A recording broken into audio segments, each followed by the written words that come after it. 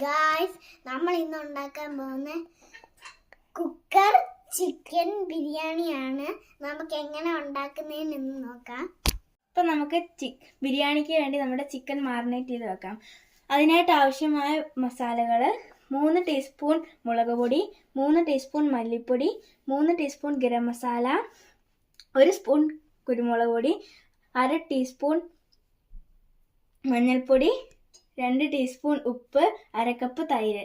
ഇതെല്ലാം ചേർത്ത് മിക്സ് ചെയ്തതിന് ശേഷം നമുക്ക് ഫ്രിഡ്ജിൽ 1 മണിക്കൂർ വെക്കാം.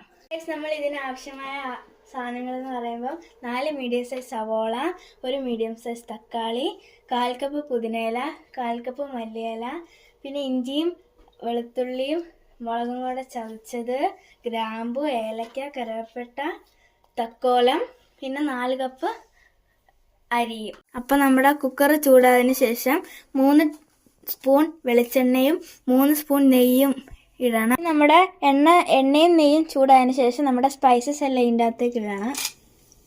അടുത്തതായി നമ്മൾ അരിഞ്ഞു വെച്ച സവോള ഈ ചൂടായ കുക്കറിലേക്ക് ചേർക്കുന്നു.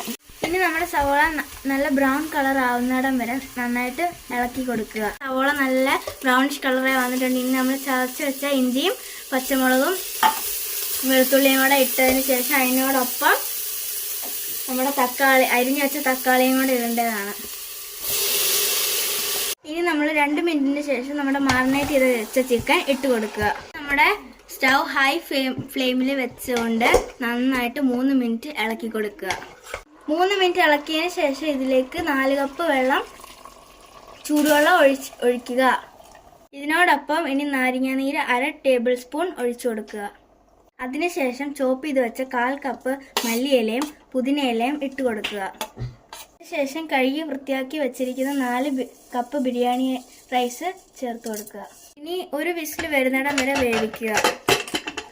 ഗായ്സ്, ഇപ്പോൾ 1 വിസിൽ അടിച്ചിട്ടുണ്ട്. ഇനി നമുക്ക് 20 മിനിറ്റിന് ശേഷം ഓപ്പൺ ചെയ്യാവുന്നതാണ്. അപ്പോൾ ഗായ്സ്, നമ്മുടെ ബിരിയാണി ഇവിടെ റെഡി ആയിട്ടുണ്ട് കേട്ടോ.